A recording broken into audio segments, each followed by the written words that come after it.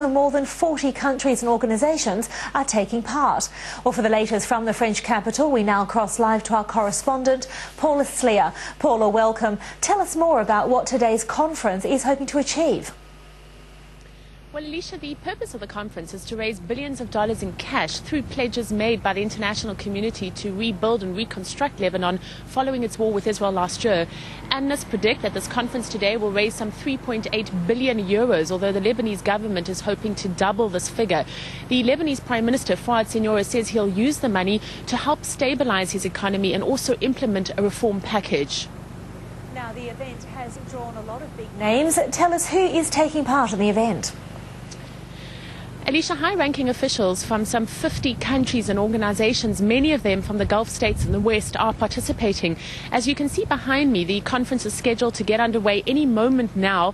The officials have been arriving. The conference itself will be chaired by the French President Jacques Chirac. At the same time, the U.S. Secretary of State Condoleezza Rice is here.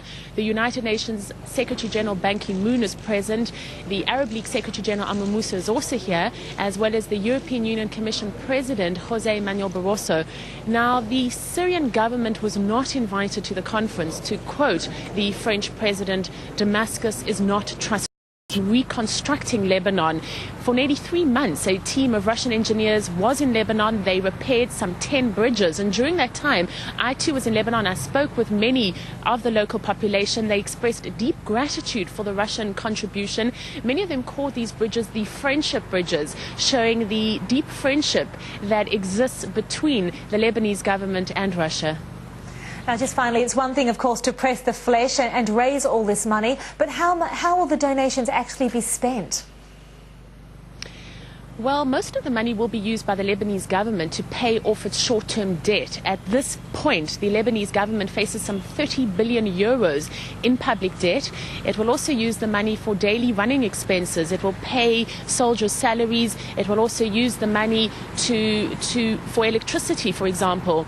One of the things, though, being pressed at this conference by international donors is the condition on the Lebanese government, particularly Prime Minister Paris2, that he goes ahead with the reform package he announced earlier this month. Now, this reform package has been criticized by Hezbollah. It says it will bankrupt the country.